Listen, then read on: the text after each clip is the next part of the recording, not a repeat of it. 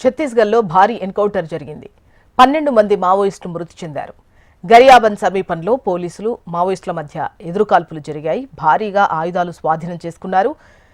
గిరియాబంద్ SP Nikhil రఖేచా, Odisha నువాపాడ ఎస్పీతో పాటు DRG, ఎస్పోజీ కోబ్రాకు చెందిన CRPF సైనికులు కూంబింగ్ నిర్వహిస్తున్నారు. ఇక డీటెయిల్స్ మనకు రవికిరణ్ అందిస్తారు. రవికిరణ్, ఛత్తీస్గఢ్ లోని గరియాబంద్ జిల్లాలో జరిగిన భీకర ఎన్కౌంటర్ లో భద్రతా బలగాలు గొప్ప విజయాన్ని సాధించాయని చెప్పవచ్చు. ఈ ఎన్కౌంటర్ లో 10 మందికి పైగా మావోయిస్టులు మరణించినట్టుగా సమాచారం వస్తుంది. నిన్న జరిగిన ఎన్కౌంటర్ లో 2 నక్సలైట్లు మృతి చెందగా ఈ రోజు ఉదయం మరో 10 మంది నక్సలైట్లు మృతదేహాలు కూడా పోలీసులు స్వాధీనం చేసుకున్నట్టుగా మనకైతే సమాచారం అందుతుంది. గరియాబంద్ డిఆర్జీ, ఒడిశాకు చెందిన ఎస్ఓజీ మరియు కోబ్రాకు చెందిన 207 బెటాలియన్ మరియు సిఆర్పీఎఫ్ సైనికులు అయితే విజయం సాధించారు. గరియాబంద్ ఎస్పీ నిఖిల్ రచేనా, ఒడిశాకు చెందినటువంటి రూన్పాడ ఎస్పీ రాఘవేంద్రతో పాటు ఒడిశాకు చెందినటువంటి డిఐజీ నక్సల్ షాప్ అఖిలేశ్వర్ కూడా ఈ ఎన్కౌంటర్ కూడా పర్యవేక్షిస్తున్నట్టు తెలుసు. మొత్తం మీద ఈ గడిచినటువంటి 2-3 రోజుల్లో కూడా కాల్పులు గరియాబాద్ జిల్లాలో పెద్ద ఎత్తున జరుగుతున్నాయి. అటు మావోయిస్టులు కావచ్చు, ఇటు పోలీసులు కావచ్చు. భీకర పోరైతే కొనసాగింది. 2 రోజుల పాటు జరిగినటువంటి ఎదురు కాల్పుల్లో దాదాపు 12 మంది మావోయిస్టులు మృతి చెందినట్టుగా ఇప్పటికైతే అప్డేట్ అయితే వస్తుంది. అయితే పోలీసులు ఇంకా దీనిపై ధృవీకరించలేదు. ఇప్పటికే డెడ్ బాడీస్ ను కూడా వాళ్ళు స్వాధీనం చేసుకున్నట్టుగా మనకైతే సమాచారం అందుతుంది. దీంతో పాటుగా నిన్న ఇదే కాల్పుల్లో ఎన్కౌంటర్ కి సంబంధించి 2 జవాన్లకు కూడా గాయాలయ్యాయి. గాయపడినటువంటి జవాన్లు స్థానికంగా ఉన్నటువంటి హాస్పిటల్కి తరలించి వైద్యం అందిస్తున్నారు. దీనికి సంబంధించిన 3 జిల్లాలకు సంబంధించిన ఎస్పీలు అలాగే నక్సల్స్ ఏరువైతే లక్ష్యంగా స్పెషల్ ఫోర్స్ ఏదైతే ఉందో స్పెషల్ ఫోర్స్ సంబంధించిన కమాండో టీమ్స్ కూడా ఇందులో పాల్గొన్నట్టుగా ఇప్పటికే ధృవీకరించారు. అయితే ఈ ఎన్కౌంటర్ పై పూర్తి స్థాయిలో జిల్లా ఎస్పీల ఆధ్వర్యంలో ప్రెస్ మీట్ పెట్టే అవకాశం అయితే ఉంది. జోష్న అంటే రవికిరణ్, ఈ వారం రోజులుగా చూస్తున్నట్లయితే కూంబింగ్ పెద్ద ఎత్తున నిర్వహిస్తున్నారు. ఆల్మోస్ట్ ఇప్పటి వరకు అంటే ఇవాళ చూసుకున్నట్టయితే 12 మంది మావోయిస్టులు హతమయ్యారు. మొన్న ఇదే సిచ్యువేషన్ చూసాం. భారీ ఎత్తున మావోయిస్టు నక్సల్స్ ఏరువేత కార్యక్రమం అనేది కొనసాగుతోంది. స్టిల్ ఇంకా కూంబింగ్ కొనసాగుతున్నట్లుగా తెలుస్తోంది. రైట్ నో అక్కడ సిచ్యువేషన్ ఎట్లా ఉంది ఏంటి అన్నటువంటి డీటెయిల్స్ ఏంటి?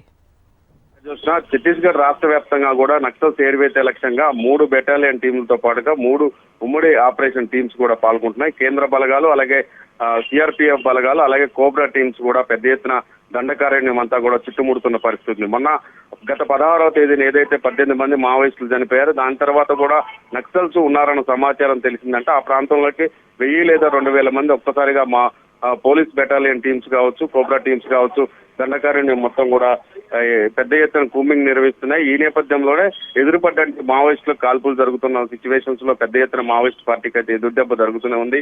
గడిచినటువంటి నెల రోజుల్లో దాదాపు 40 మందికి పైగా మావోయిస్టులు మృత్యువాత పడినట్టుగా తెలుస్తుంది. ఇప్పటికే చాలా ప్రాంతాల్లో కూడా మావోయిస్టులు ఉన్నారన్న సమాచారం తెలిసిందంటే ఆ ప్రాంతానికి సంబంధించిన ఇంటెలిజెన్స్ నివేదికలతో పెద్ద ఎత్తున కూంబింగ్ టీమ్స్ అయితే అక్కడికే వెళ్లి జల్లెడపడుతున్న పరిస్థితి కనపడుతుంది. ఇప్పటికే ఛత్తీస్గఢ్ రాష్ట్ర వ్యాప్తంగా కూడా ప్రతి 3 కిలోమీటర్లకు ఒకసాట బేస్ క్యాంపులు ఏర్పాటు చేయడం, అలాగే కేంద్ర మంత్రి అమిత్ షా ఆదేశాలు అలాగే రాష్ట్ర ప్రభుత్వం సపోర్ట్ తో పెద్ద ఎత్తున కూంబింగ్ అయితే నిర్వహిస్తున్నారు. రాష్ట్ర వ్యాప్తంగా కూడా ఉన్నటువంటి అన్ని అటవీ ప్రాంతాల్లో కూడా మావోయిస్టులకు పట్టున్నటువంటి అంబుజ్మల్ లాంటి ప్రాంతాల్లో కూడా పెద్ద ఎత్తున మావోయిస్టుల ఏరువేత లక్ష్యంగా పోలీసు బలగాలు అయితే పెద్ద ఎత్తున ఆ ప్రాంతాల్లో కూంబింగ్ నిర్వహిస్తూ ఎన్కౌంటర్ చేస్తున్నారు. ఇప్పటికే మావోయిస్టులకు కూడా ముందస్తుగానే అవగాహన సదస్సులు కూడా ఏర్పాటు చేస్తున్నారు. మీరు లొంగిపండు లేదంటే ఈ దండకారణ్యంలో ఎక్కడా కూడా తిరగనివ్వంటూ పెద్ద ఎత్తున డ్రోన్ కెమెరాలు అలాగే అత్యాధునిక ఆయుధాలు వాడుతూ పోలీసులు అయితే విజయం సాధిస్తున్నారని చెప్పవచ్చు. జోష్న అండ్ రవికిరణ్, అటవీ గ్రామాల్లో కూడా ఈ మధ్య కాలంలో అవేర్నెస్ కార్యక్రమాలు పెద్ద ఎత్తునే అంటే ముఖ్యంగా మావోయిస్టులకు సంబంధించిన సమాచారం కోసం కావచ్చు, లేదంటే వాళ్ళు ఎవరు అటు మావోయిస్టులో జాయిన్ అవ్వకుండా నక్సల్స్లో జాయిన్ అవ్వకుండా కావచ్చు అవగాహన కార్యక్రమాలు నిర్వహిస్తున్నారు. ముఖ్యంగా ఇప్పుడు అటవీ ప్రాంత ఆ గ్రామాల్లో ఉన్న సిచ్యువేషన్ ఎలా ఉంది ఏంటి? చూసినా గత 6 నెలలుగా ఛత్తీస్గఢ్ రాష్ట్ర వ్యాప్తంగా కూడా ముఖ్యంగా బీజాపూర్ కావచ్చు, సుక్మా కావచ్చు, నారాయణపూర్ కావచ్చు, గరియాబాద్ జిల్లాలకు సంబంధించి ప్రధానంగా మావోయిస్టు ప్రభావిత ప్రాంతాల్లో ఉన్నటువంటి అటవీ ప్రాంతాల్లోని పల్లెలన్నీ కూడా అట్టడుగుతున్నాయి. నిత్యం కూడా యుద్ధ వాతావరణం కంటిన్యూ అవుతుంది.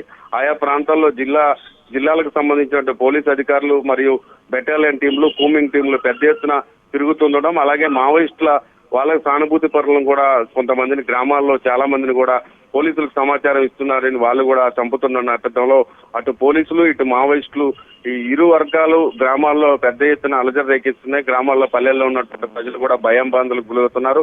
ఎప్పుడు ఎక్కడ ఏ బాంబో ఏ తోట వచ్చి పడిద్దని వాళ్ళంతా కూడా నిత్యం కూడా రణరంగంగా మారింది. గ్రామీణ ప్రాంతాల్లో అయితే వాళ్ళకి బయటికి వచ్చే సిచ్యువేషన్ కూడా లేదు. ఆ ప్రాంతాలన్నీ కూడా ఇటు పోలీసులు అటు మావోయిస్టులు వాళ్ళంతా కూడా తిరుగుతున్న నేపథ్యంలో గ్రామీణ ప్రాంతాల్లో ప్రజలు బయటికి రాలేని సిచ్యువేషన్ ఉంది.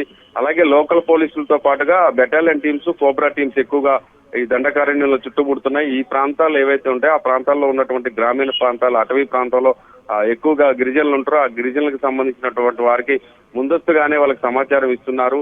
ఎవరు కూడా బయటికి రావద్దని చెప్తున్నారు. అయినా కూడా మావోయిస్టులకు పట్టున్నటువంటి ప్రాంతాల్లో అయితే చాలా దారుణమైన సిచ్యువేషన్స్ అయితే కనపడుతున్నాయి. జోష్న. రైట్ రవికిరణ్.